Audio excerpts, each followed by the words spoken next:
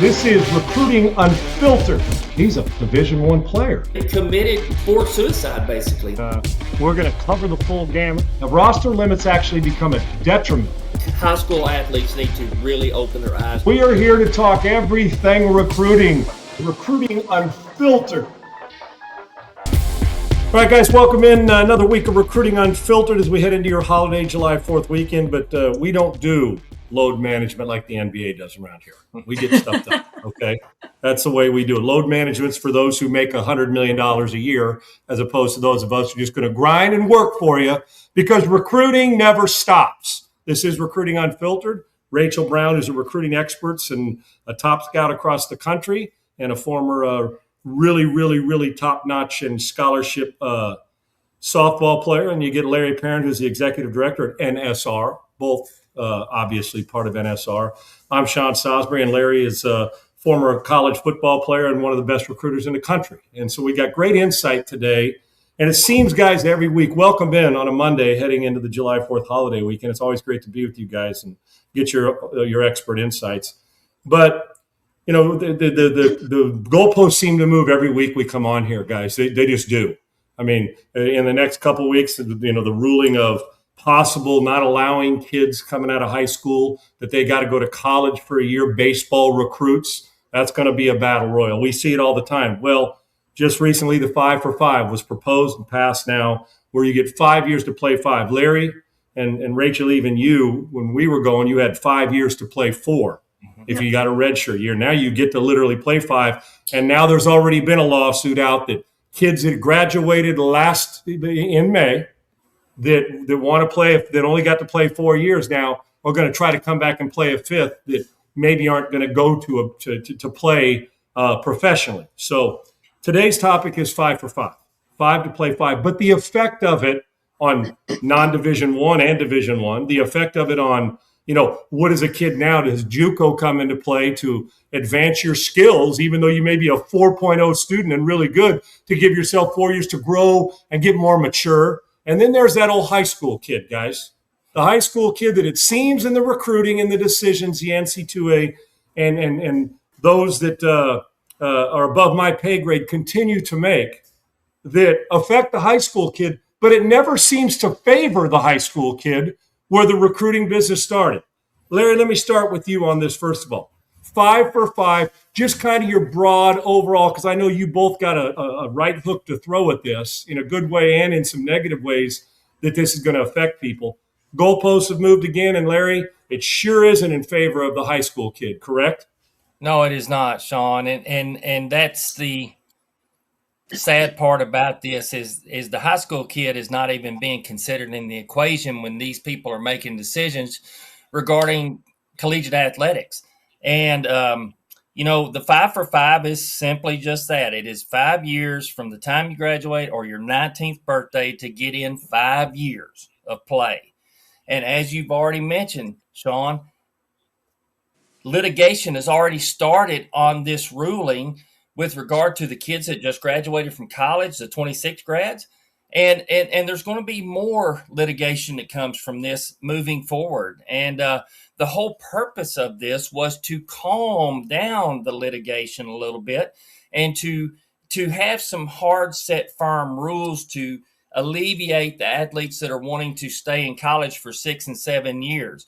You know, I also want to point out that 5 for 5 still does not change anything with regard to transfers. There's still open transfers right now. There's no transfer limit set as of yet.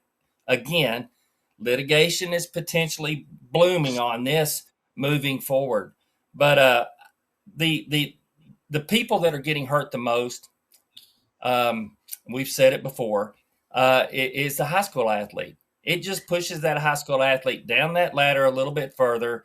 They're kind of, you know, essentially just reshuffling the deck with regard to the collegiate athletes. And Sean, you brought out a great point that JUCO may not be the best fit for a lot of athletes just simply based on their academic prowess. So, you know, who's giving the advice in this deal? Who's the adults in the room? Hey, tell them to call me. It is. It isn't odd that the adults are the ones that make the decisions, and it feels like they're making elementary decisions that don't favor the very thing that's built recruiting, and that's the high school athlete, Rachel. Yep, you're absolutely right. And I've seen based off the 5 for 5 rule was a rumor there for a little while, and it actually started with the D2s, right? If we go back a year, it was the D2s wanting to implement the 5 for 5. So they actually had to put pause on that because the D1s said, wait, we want to be the first ones to announce that we're going to do 5 for 5. So I talked with the D2 coach over the weekend who is very confident that it's coming for them in the D3. It's going to all be a 5 for 5. So I'm sure we will see all levels, universities, colleges at the 5-year mark. But along with that is now a lot of people are saying, well, go JUCO. That is an awesome route.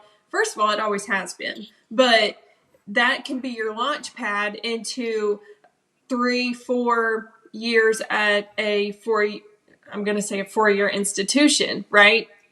So their advice is now, well, the high school kid needs to go to JUCO and play a year or two there. Then they have 3 or 4 years of eligibility still left for the 4-year schools.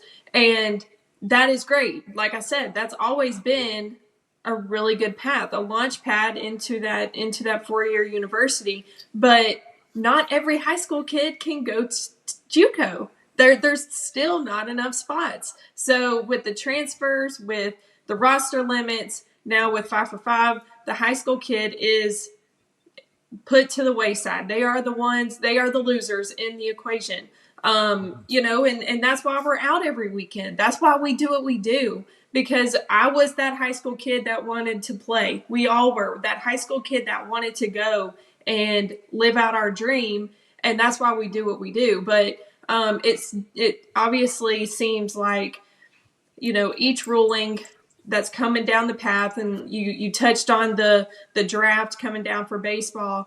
It just seems like each ruling that's being rumored is going to be against the high school kid. And, I know I would love to touch on recruiting calendars and how it used to be the recruiting calendar was a big thing, for D1s and softball. It's September 1st, and it was June 15th of between sophomore and junior year, all of that coming into play, dead periods, quiet periods. There is no recruiting calendar anymore for D2, D3 JUCOs and AIAs. There is none. So my advice to that high school kid is you better be making relationships and communicating with coaches at all levels early on. Mm-hmm. Because when it comes down to decision time, that coach is more prone to, if they've invested in a relationship with you leading up to that point, they are more prone to keep that relationship with you rather than saying, oh, well, there's a transfer available now.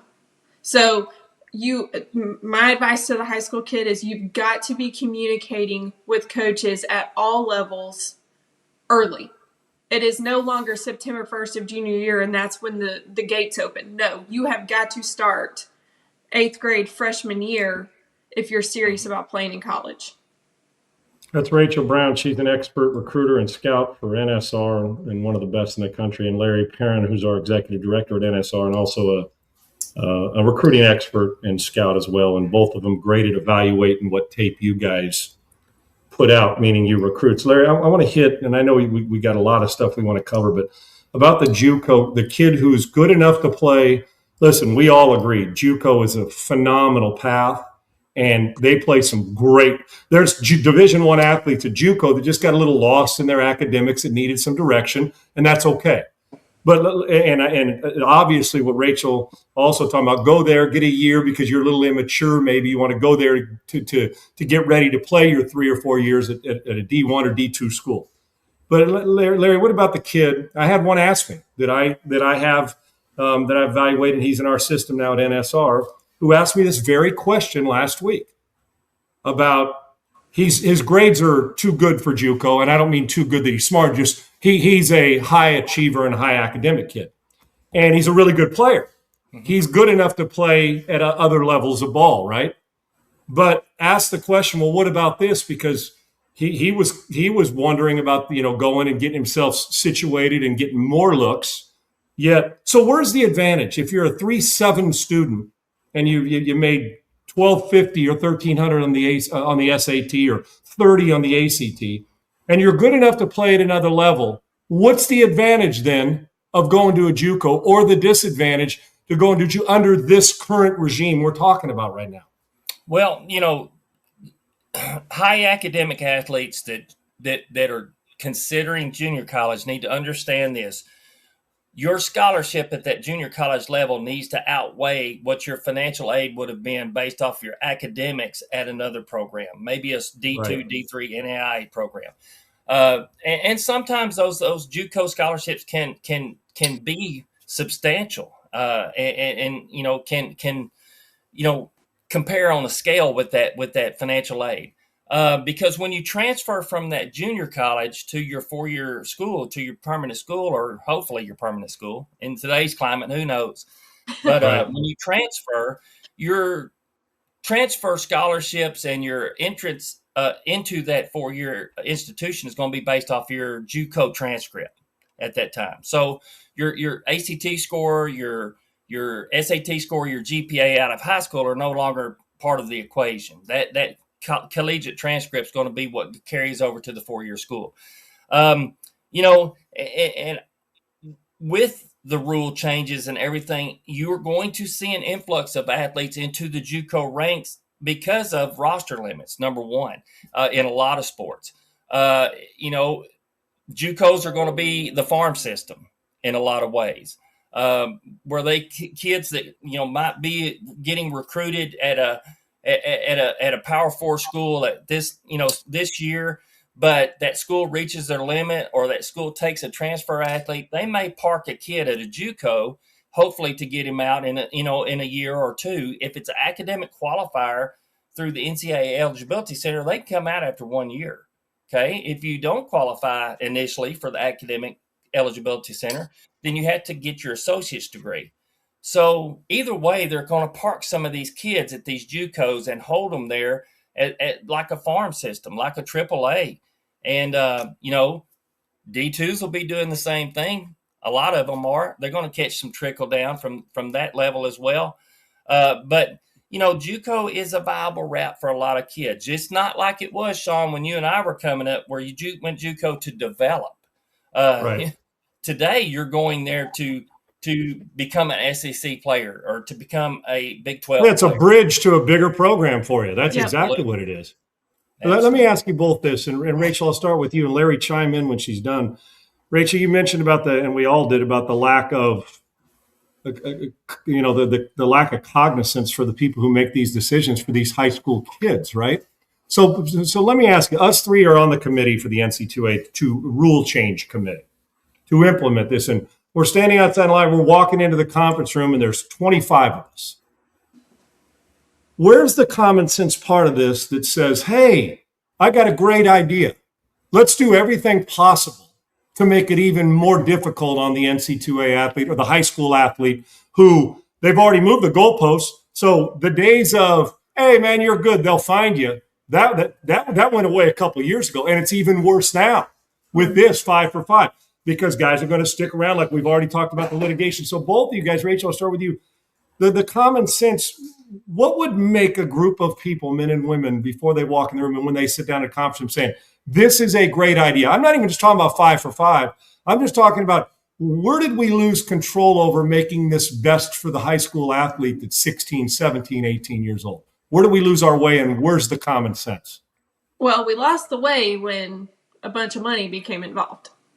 Right? There is no that's sure. That's it. I mean, it's all about the money.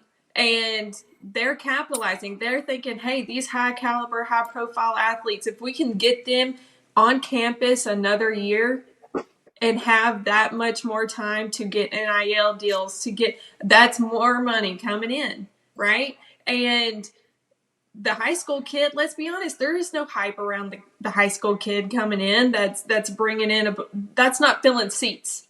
So when money became involved and when that paying players, which again, that's a whole other thing. I'm not saying that that's a bad thing to do, but they're letting money talk, is my opinion. And Larry, also part of that is with it. I want to hear yours too, but part of that is coaches are also, hey, I get this kid sticks around for a fifth year. His experience is going to give me it's like the transfer portal in a different way. His experience is going to give me more chance to get my contract extended and to be able to have a chance to win more. I mean, 100%. It comes down to this comes down to W's and L's too, right? Yep. Absolutely. And that is what the college coaches are concerned about, because their contract is based on wins and losses. And it's not based on APR any longer, which it should be. The funding of scholarships needs to be based on that, but that's just a wish list on my part. Here's the deal. The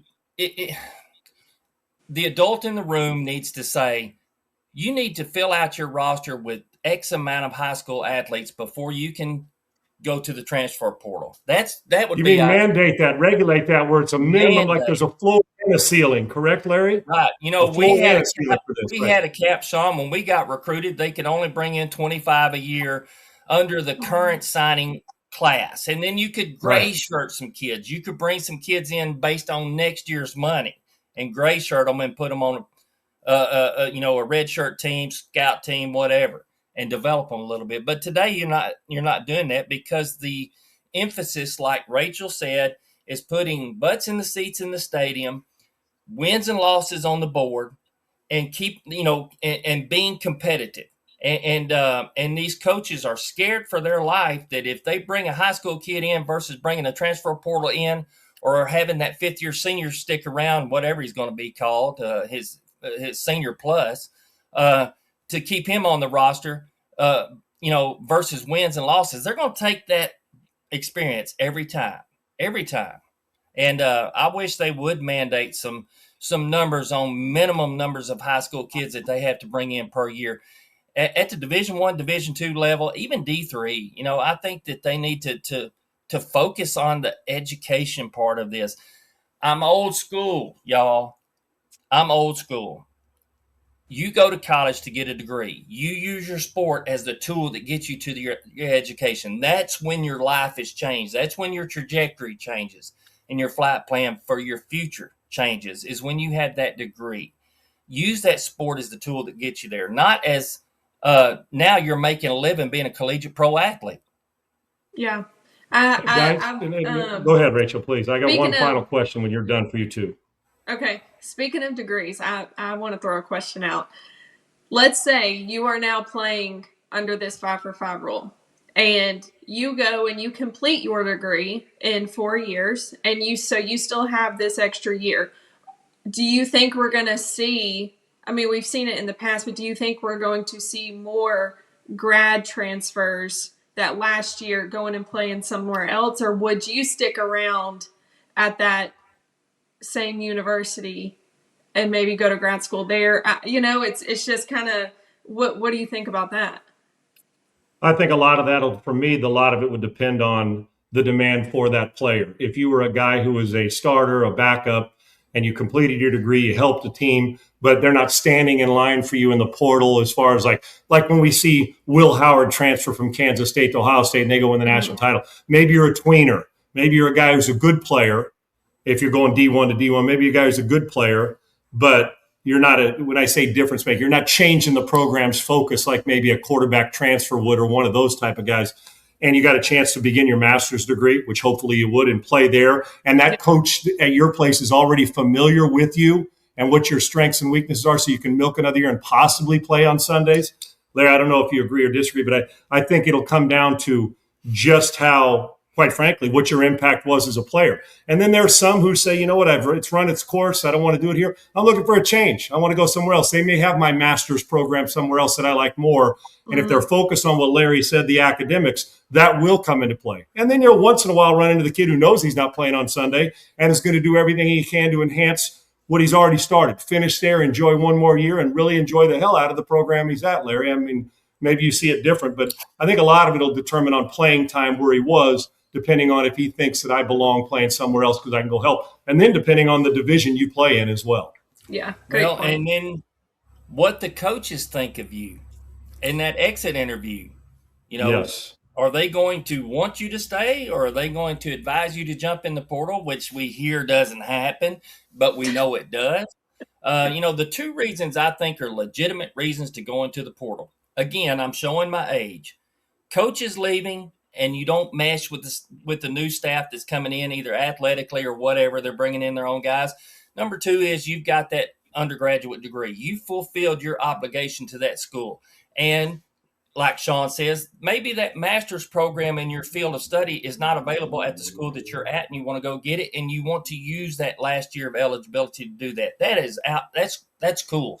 That's happened for years and has been a great model. But again, just transferring to transfer, sometimes it's not going to be all greener pastures, and I think athletes really need to consider all factors when they make that decision.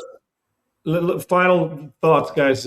Come to Jesus moment for the high school kid real quick here, and you guys' just parting thoughts is we know how tough it's been. And so, you guys both do, and I do run into parents all the time that are very supportive and right there with their kid the whole time, that they can't keep up with the goalposts moving, let alone us that has to study this stuff and stay up on it every day as well.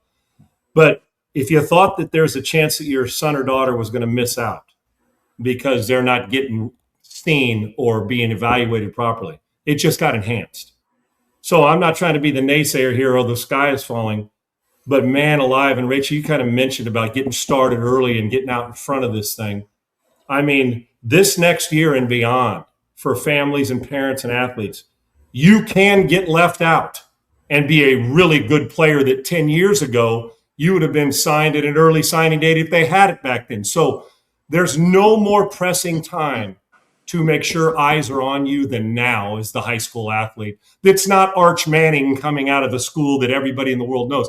I'm talking about good players that can impact a program that may not get found because, well, they're not going down to the Valley in Texas to recruit as often as Larry and you and I have both been down to the Valley, and there's some good players. So point is, there's never been a more pressing, hypersensitive, hyper-important time than now for this high school athlete, correct, with this ruling? 100%. And I know I touched on it earlier, but if you are a 28, 29, 30 grad, it is no longer sophomore, junior, I'm going to wait. No, if you want to play in college, the time is now. You have to get started early. You have to be fishing in different ponds. You have to open up your bubble, and you have to be willing to take some chances and communicate with coaches across the board. And that's my final piece.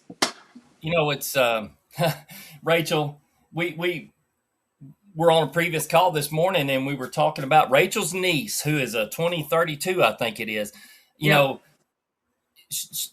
These younger athletes in all sports, you've got to think like this. What am I doing that's going to make me stand out in the crowd? I do not do the same thing everybody else is doing. Be different. Be early. Be consistent with your presence. Do things right on social media.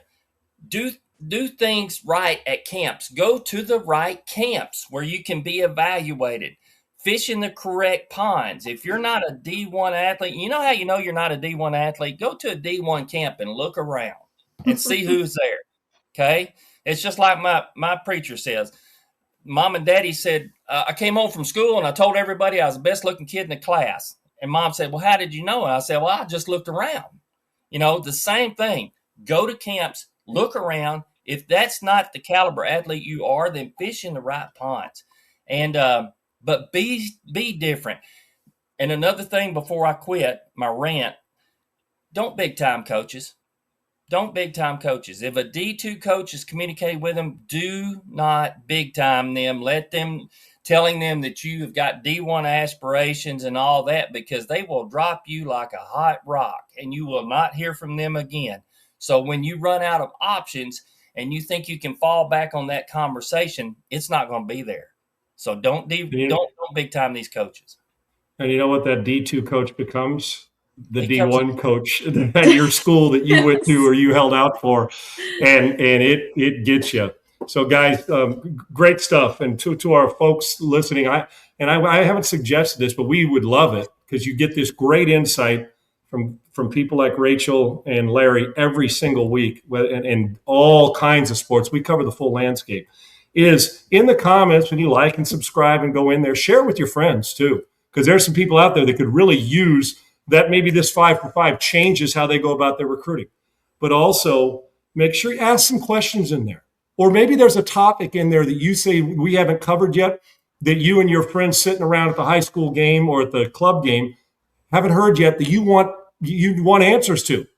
I assure you with this group from Rachel and Larry and all across the NSR board that we have an expert in that category if we're not. And we will get that person on. So please send suggestions of stuff that maybe you want to hear so we can get you involved and get all your questions. We try to cover it all, but as it is, just like recruiting, when it moves, sometimes it gets overlooked, and we want to make sure we cover it all for you. And you got great insight from Rachel today. Rachel Brown, NSR scout and expert recruiter, former college athlete. Same with Larry, who's the executive director. Both of them know just about everything you need to know about the recruiting and scouting and evaluation part of this business. And you get it every single week here to share it. We got the best producer in the business in Brett. He says Brett the producer, but he is as good as it gets. And without him, this wouldn't be able to be pulled off. So a thank you to you guys. Rachel, thank you. Larry, thank you.